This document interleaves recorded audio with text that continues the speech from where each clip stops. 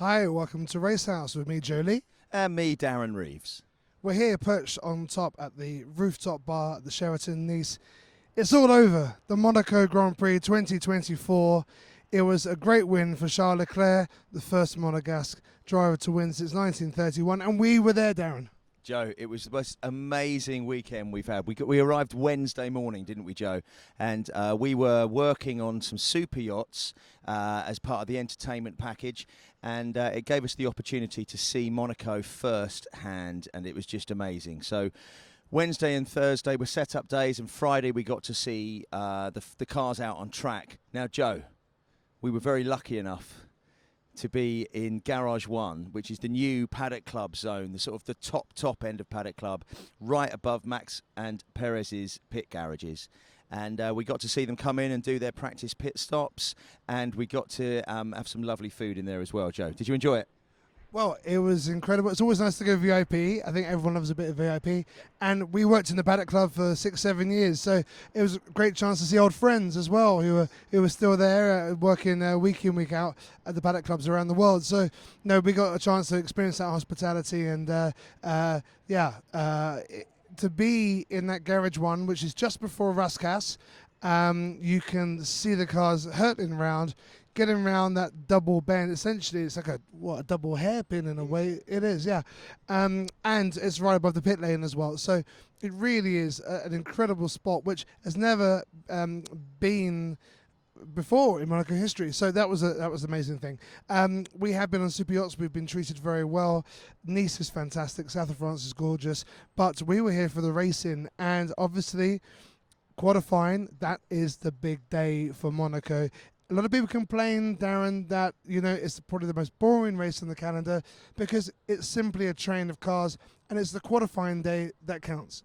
Yeah, the point is Monaco was always set up in the, Formula One in the way like 100 years ago. I don't know quite when it started, but of course Formula One itself started in 1950, and those cars in the 50s and 60s, being slower and could do these sort of tight street tracks really, really well.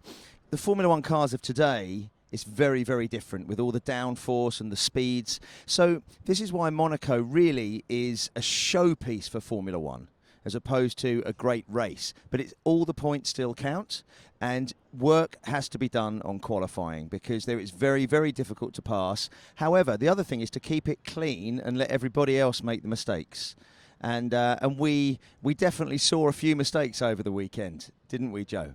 But qualifying itself, it was wonderful to see a little shake-up now really happening within Formula One. We're seeing the Ferraris, the McLarens, and we saw those two Mercedes sandwiching Max Verstappen down in 6th and Perez out in Q1. That was a shock, Joe. An unbelievable shock. I mean, not on the first lap. I mean, you can't believe this. And it was the two Hasses in one go. Nico Hülkenberg was not pleased. He's looking maybe the stronger of the two. They suffered with a double disqualification due to a problem with the DRS. I think the scrutineers checked the DRS and they could put their thumb through the DRS or something. Can you tell me a bit more about that? I can. Basically, I was very lucky enough to interview Aston Martin's technical director, Andy Stevenson. And he mentioned when we did the interview after qualifying that there were teams in with the stewards with a possible DRS infringement. And what it is, it's the gap, when the DRS flap opens, it's the gap that it leaves to allow the airflow through. And what was happening is the edges of the Haas were opening, and it was opening too far, which meant their times were deleted, they were disqualified from qualifying and started 19th and 20th on the grid, right behind Sergio Perez, and I think Guan Yu Zhou, and Perez moved up, didn't he, because of it a bit, but Guan Yu Zhou was there, Bottas was there. So it just shook the back end of the grid up a little bit, and with a really fast car of Perez's in the mix too, and Alonso went out in Q1 as well. A few shocks, but it was all about that. So we had a little insight before anybody knew about this, didn't we? So it was feel very privileged. Well, we did, and we were told to keep our mouths shut. So Andy, you can trust us with a secret. Yes, look, everyone talks about the front of the pack. Whoever qualifies first is basically 90% of the time you're going to finish first. Although it's never been a certain for Leclerc. He is fast. He's been historically fast around here. He could have won here maybe twice, maybe 3 times before. Twice. You reckon twice?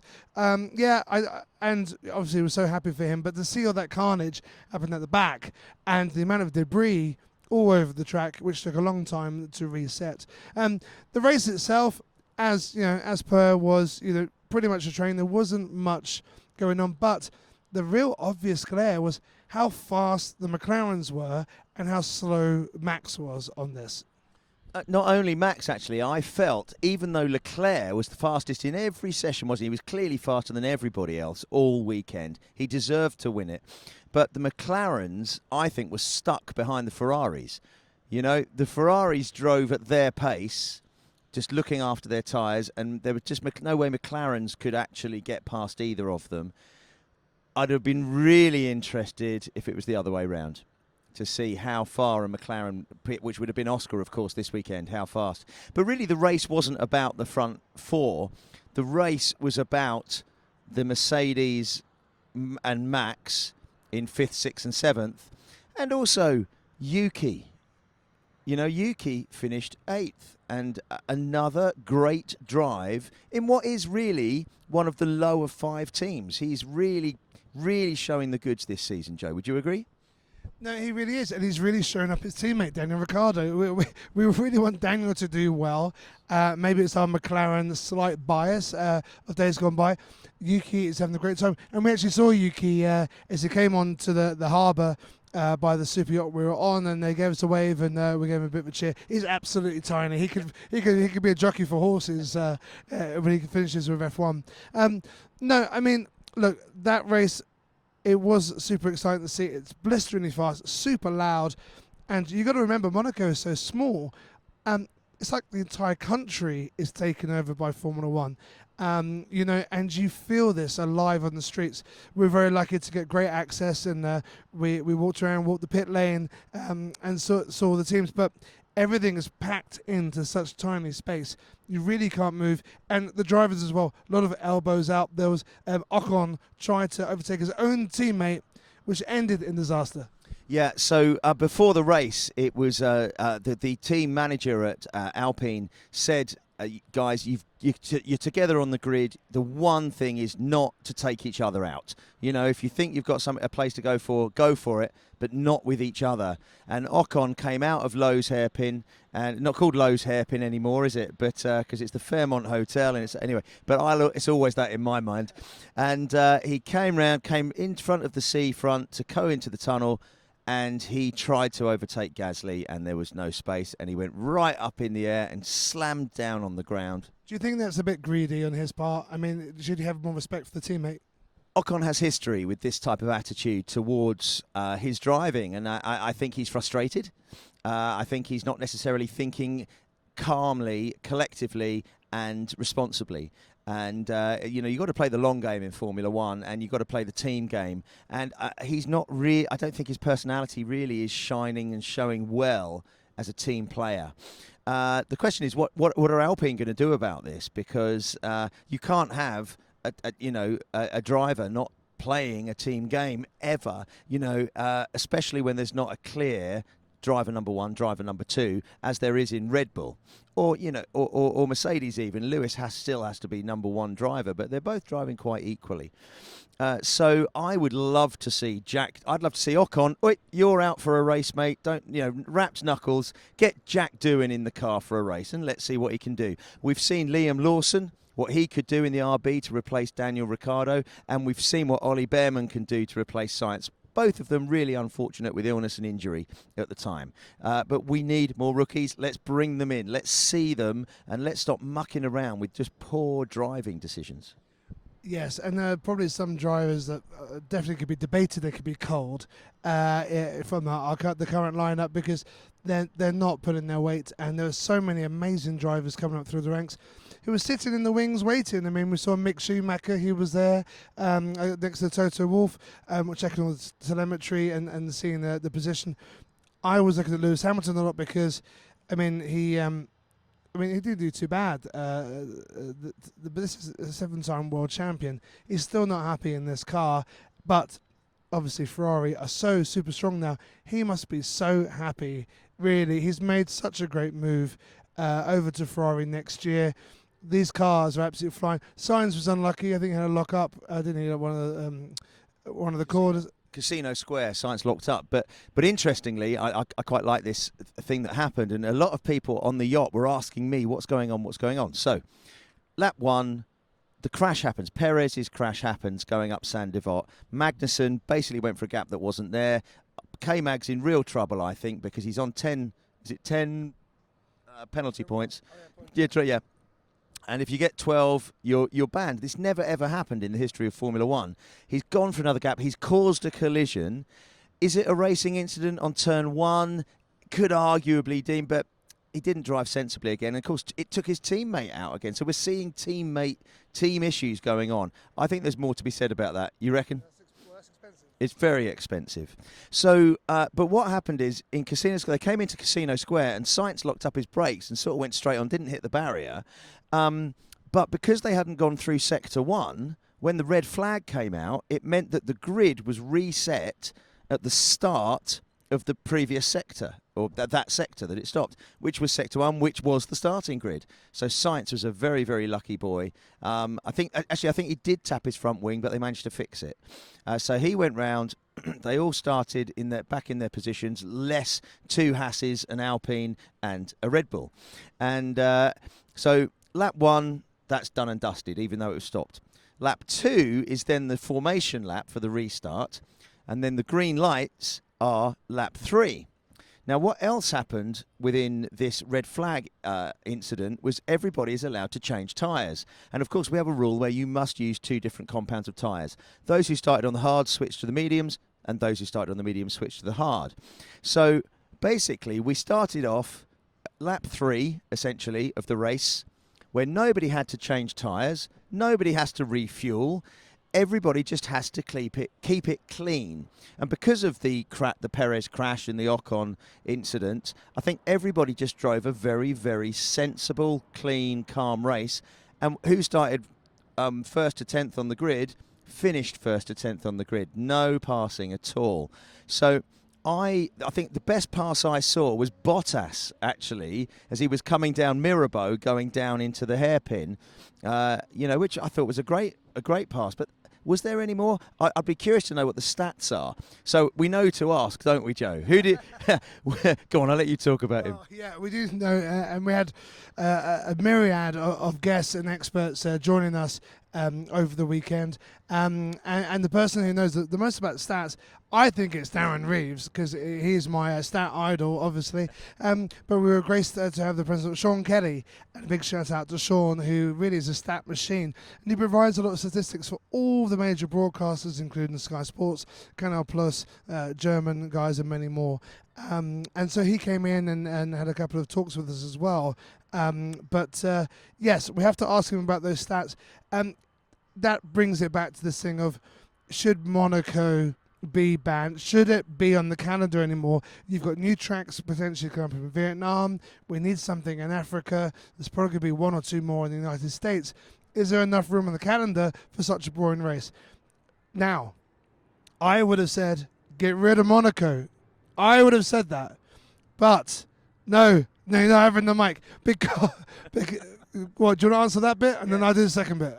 Okay, Joe, I think you're completely and utterly wrong, because Monaco is the showpiece of Formula One. It is what brings the mystique, the magic, the sparkle that no other sport has. Motorsport, Monaco are one thing, Joe. So, I'm converted by coming here and actually doing Monaco and doing it in some style. We did it in some great style. It has to remain on the calendar. I've been completely converted. Yes, the race isn't exciting to say at Silverstone or Spa or even in Abu Dhabi, but it is that heritage. It is that prestige. It's the unbelievable electric atmosphere, and the heritage just really shines out in everything. And the weather's glorious. Well, also, for me, Monaco, it's like a film set. And when we think of the history of Monaco with Prince Rainier marrying Grace Kelly, one of the biggest film stars in the world, it just has this aura of absolute top film star, top of the entertainment, top sporting event. And we got to see a few of these stars. And on day one, we were on the yacht setting up, and we were just there in the evening just having a chat. And on to the yacht next to us walks Martin Brundle and David Coulthard. And of course, we are big fans of them, and and the work they've done on TV over the years together and separately. So we're like, oh, there's those, they're there. And then on walks Michael Flatley. I wasn't expecting that one. You know him, so you had a chat with him, didn't you, Joe? And then on walks Eddie Jordan with his son. And we've got, and Adrian Newey was on there as well. But then I was stood there, and on walked Prince Albert, and he gave me a little hello. Didn't talk to anybody else except for me. So I was very pleased about that. And to see him on the podium, spraying the champagne, crying, drinking from the bottle, this is magic. It's absolute magic. And we got to witness history, of seeing a Monegasque, the son of Monaco, win it, but not just win it, in a Ferrari. Everything's the dream combination. And we were there, Joe. Well, we were there, and there was many more as well. We were sitting on the yacht, and friends of friend comes on Mr. Liam Cunningham from Game of Thrones, who played Sir Davos in Game of Thrones, and Three Body Problem, which is on Netflix, and he told me to plug that for him. So, but it's the number one show in the world, so I think he's doing okay. Who else do we have? You had the pleasure of interviewing Ralf Schumacher, Andy Stevenson, the sporting director of Aston Martin, and Eddie Jordan. And we were literally surrounded by... Oh, I walked past Max Verstappen in the paddock. Mika Hakkinen, I saw him as well. It's littered. If you're an F1 fan... The closeness, you can get so close to the action because it's such a tiny place. Everyone has to walk past you to get everywhere. And that's why Monaco is really special, because you're not in a huge setup like Silverstone, for example, where you're very far from a lot of these segments. You're right in the mix. And you don't have to go in ultra luxury. You can get a train ticket from Nice, get over to Monte Carlo, and then you can walk around. There's hills and embankments. You can actually see a lot of the race for free. So it's a really great day out. But we were just surrounded by all the glamour and glitz. And, well, God, I'll let you talk. Well, we were surrounded by the glamour and glitz. So don't worry, we've actually been out to lunch today. We went out to dinner in Cap d'Aille, which is one of the bays just around the corner from Monaco. We were staying in Beaulieu-sur-Mer, which was 3 villages along, and every morning we had a speedboat tender, didn't we, into Monaco Harbour. Every evening we were taken out by speedboat as well, and doing that by moonlight on the Mediterranean there. In Monaco, it was just like, it was superstar, film star. It was James Bond. It was James Bond, and we love that about it. So anyway, we were having lunch today, and it was a beautiful lunch, a load of us at this restaurant. And who sits at the table just behind us, Joe? Well, just behind us, 2 tables behind us, to be fair. Well, behind us was Lord Coe, Sebastian Coe, who came sat behind us. And behind him was a little guy called Matt Damon, you may have heard of. And so we went over and asked him for a photo kindly. And Matt said yes. And we had a lovely photo. And then we started chatting about Formula One. And he had been in the McLaren garage over the weekend, hanging out with Lando Norris's dad, with Oscar Piastri's dad. And he told me that Oscar Piastri's dad has never seen his son on a podium. For one reason or another, he's missed it and things. And now, first time he's seen his son up there, really emotional, really fantastic. And he was talking about F1, how he loves it. I thought he'd come over for the Cannes Film Festival, and this was a tag along, but he came just for Monaco. Again, this is the place where the stars come. It's got such heritage, such glamour.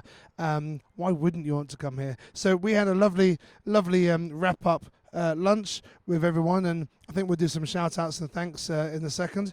But I just want to say also thank you to you, Darren, for helping sort out this weekend, for getting me to Monaco, and to really see it with my own eyes and feel it, because I'm a convert now from joining those ranks to say, maybe it's time we get rid of Monaco. It can never leave. It is so special. It really is the jewel in the crown. Yeah, we've just had the best time ever, Joe. Let's be honest about it. We're both absolutely exhausted, and how these teams and mechanics and drivers and all these hospitality people in Paddock Club, they just go from one to the next to the next to the next. I'd love to do that. I don't know if I've got the energy to do that, you know? I keep saying to myself, I've got this bucket list thing to do, is to go to every Grand Prix. And to do that, obviously, you've got to have a lot of spare cash and a lot of spare time, or make it your job. We've been so lucky within Paddock Club, within other entertainment. With this weekend, we were working for Opus Grand Prix with Lee McPartland and Charlie Feather, who we've had on the podcast. And in fact, you did ask Matt Damon whether he'd actually come on the podcast with us today, and his answer was, I've had too many Aperols. No, he politely declined, but he says, I don't know that much about F1, so please. But he laughingly laughed off. yeah.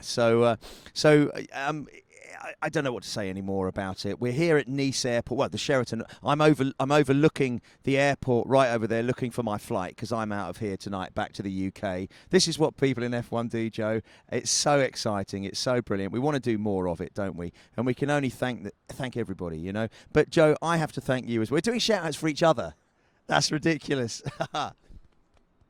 So what I've got to thank Joe for is, if it wasn't for him asking me to join Racehouse last summer, we wouldn't have brought Charlie Feather on to interview him and hear his stories about how, you know, he's best friends with Eddie Jordan, and Eddie Jordan is godfather to one of his sons. We've all been there. It's all been like a family, hasn't it? But if it wasn't for all of that, I wouldn't have had the chance to interview Ralph Schumacher, Andy Stevenson, and Eddie Jordan himself.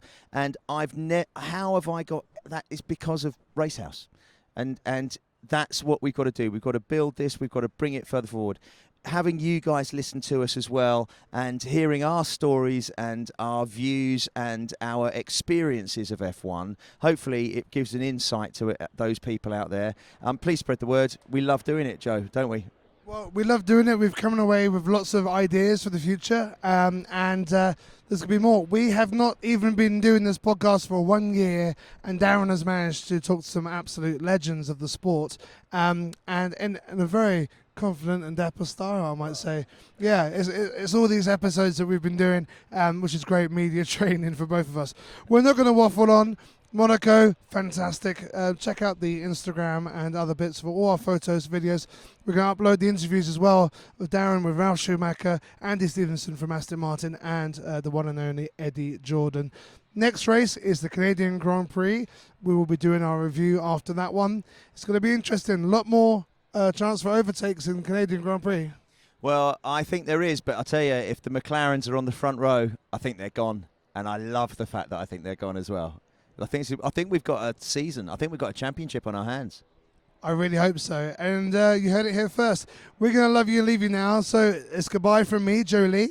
And it's goodbye from me, Darren Reeves. Take care.